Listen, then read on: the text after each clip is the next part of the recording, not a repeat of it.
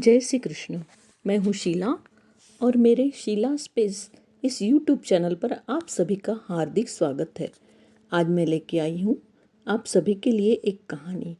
वैसे यह हमारे रोज़मर्रा ज़िंदगी में घटने वाली एक घटना ही है, पर उसके परिणाम कितने दूरगामी हो सकते हैं ये इसमें बताया गया है। हमारे छोटे से वर्तन का कितना क्या परिणाम हो सकता है, आइए सुनते हैं। शीर्षक है क्रोध की चिंगारी या प्यार का झरना।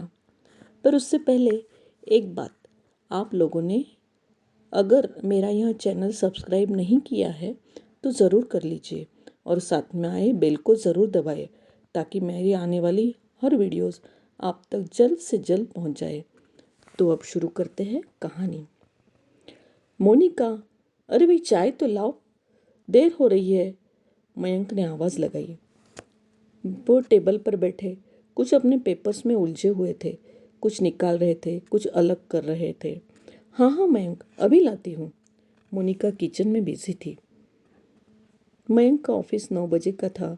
सुबह सुबह का चाय नाश्ता टिफ़िन बनाने में वहाँ बहुत ही व्यस्त थी। आज उषाबाई का भी कोई अता पता न था।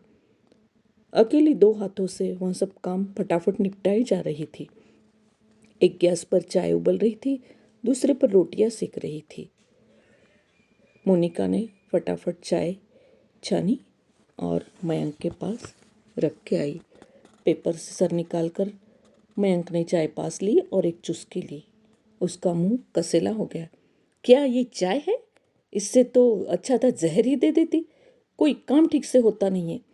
एक तो ये पेपर्स भी अभी जेरोक्स कराने हैं और यहाँ तुम्हारे काम का अपना ये ढंग। बकवास। बड़बड़ाता हुआ मयंक पेपर्स लेकर नीचे चला गया। मोनिका भी कुछ डिस्टर्ब हो गई। अरे एक आध दिन हो जाता है, ऐसा निभा लेना चाहिए ना। मैं भी तो सुबह से काम ही किए जा रही हूँ, अभी तक पानी तक नहीं पिया। हमारी तो कोई परवाह ही नहीं है। कुड़बुड़ाती हुई मोनिका वापस किचन में जाने लगी। तभी उसने देखा कि उषाबाई नीचे गर्दन करके अंदर आ रही थी। बोल पड़ी, अभी चली आ रही है महारानी? क्या ये वक्त है काम पर आने का? कोई पड़ी नहीं है किसी को? सॉरी मैम साहब, वो आज मेरे छोटों की। हाँ हाँ, तुम्हें तो 10 बहाने मिल जाते हैं लेट आने के और काम न करने के। चलो अब फटाफट निपटाओ। मेरा मुंह क्या तक रही हो? उषाबाई अनमने मन से अपने काम में लग गई। वो भी मन में गुड़गुड़ाने लगी, हम गरीब है तो क्या हुआ? क्या कभी हमें काम नहीं हो सकता? हम एक आध दिन लेट नहीं हो सकते? हम भी तो इंसान हैं, हमारे भी बच्चे बीमार हो सकते हैं। जैसे तैसे उसने अपना काम निपटाया और बाहर निकल गई। नीचे जाकर उसने देखा कि चौकीदार चाचा की आंख लग गई है।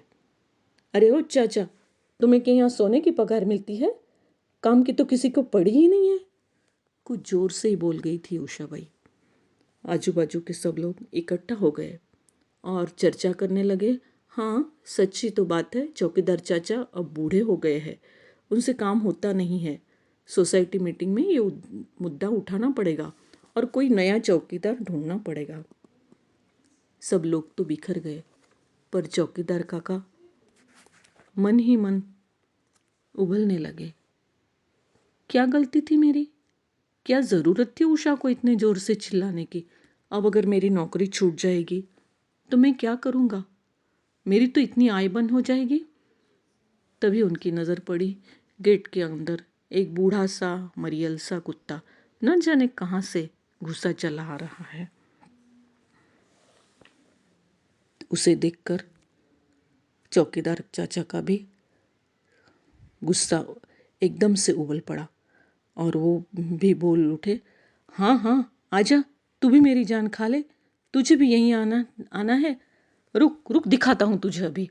उन्होंने पास पड़ी हुई लकड़ी उठाई और 2-4 लकड़ियाँ उस मूंगे गूंगे जानवर पर बरसा दी। अपना सारा गुस्सा उन्होंने वहीं उतार दिया। वो गूंगा जानवर चिल्लाता हुआ वहीं पर ढेर हो गया। क्या हुआ? मयंक ने गुस्से की एक चिंगारी जो सुलगाई, वो ज्वाला बनकर एक अबोल पशु की जान ले गई। कितनी आह निकली होगी उस गूंगे जानवर के दिल से।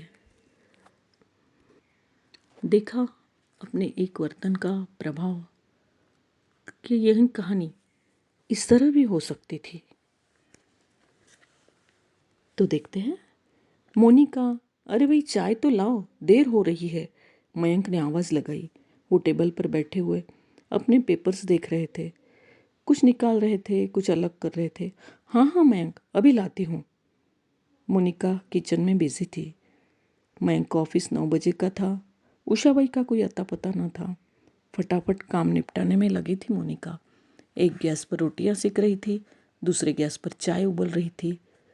मोनिका ने फटाफट चाय छानी और मयंक को दे आई। मयंक ने चाय अपने पास ली और एक चुस्की भरी। उसका मुंह कुछ कसेला हो गया।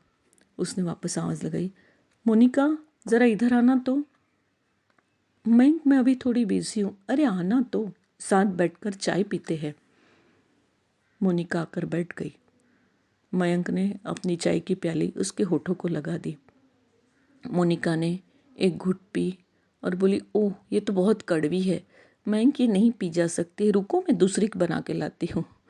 हंस पड़ा मयंक, अरे अभी कहाँ वक्त है, लेट हो रहा है मुझे।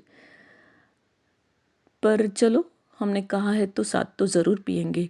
एक काम करता हूँ, वैसे भी मुझे पेपर्स जेरोक्स कराने के लिए नीचे जाना ही है, तो मैं जाते जाते टपरी पर ऑर्डर दे देता हूँ। और हाँ, तुम मेरा टिफ़िन लेकर नीचे ही आ जाना। कहा है तो चाय तो साथ में पियेंगे ही पियेंगे। पेपर्स और बैग साथ में लेकर मयंक नीचे उतर गया। मोनिका देखती रही, कितने भले हैं, कभी कुछ डांटते ही नहीं है, बस प्यार से ही बोलते हैं। वो भी फटाफट टिफ़िन भरने लगी। तभी उसने देखा उषाबाई नीचे गर्दन करते हुए अंदर आ रही थी। अरे अरे उषा, क्यों क्यों आज लेट क्यों हो गया तुम्हें? मेम साहब, वो आज मेरी छोटू की तबीयत कुछ ठीक नहीं। ओह, क्या हुआ उसे? जी बुखार आया है। अरे तो ज़रा फ़ोन करके बता देती। अच्छा ठीक है, कोई बात नहीं, अभी का काम तो मैंने निपटा लिया है। तुम अब शाम को आ जाना, मुझे भी बाहर जाना है। और हाँ, वो देखो पराठे पड़े हुए कल रात के, वो लेके जाना और फ्रिज से 2 एप्पल निकाल लो और छोटू को खिला देना, उसकी तबीयत का ख्याल रखना। अभी तो मुझे भी निकलना है।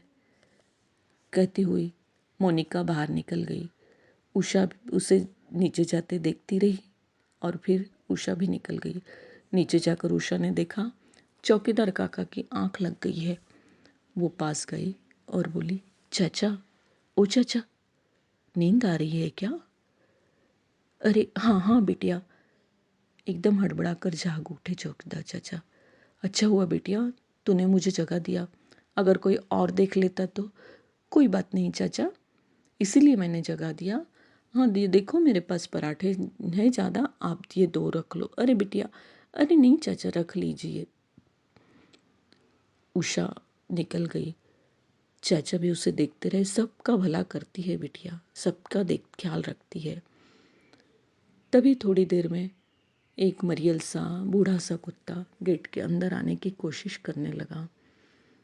चाचा बोल पड़े, अरे बाबा, तुझे भी अभी आना है, यहीं आना है? ठीक है रुक, मैं देखता हूँ तेरा कुछ। वो गेट के बाहर निकल आए और एक पेड़ के नीचे उस कुत्ते को बिठा दिया और अपनी बची हुई रोटियां उसे खिला दी। वो गूंगा जानवर उनकी तरफ देख रहा था, मानो धन्यवाद ना देता हो। वो खाकर, रोटियां खाकर वो सो गया। उसके दिल से कितनों के लिए कितनी दुआएं निकली होगी। तो वही घटना, वही बात, यहाँ मयंक ने एक प्यार का झरना बहाया जो आगे बढ़ता हुआ सबको प्यार से भिगोता हुआ यहाँ तक आ गया। यही अंतर है हमारे वर्तन में। वही घटना होती है, वही लोग होते हैं, पर अगर हमारा वर्तन सही हो तो सब कुछ सही होता है। इसीलिए शायद किसी कवि ने कहा है, जोत से जोत जलाते चलो, प्रेम की गंगा बहाते चलो। Thank you. अगर मेरी यह कहानी आपको पसंद आई है तो उसे लाइक और शेयर ज़रूर कीजिएगा। Thank you.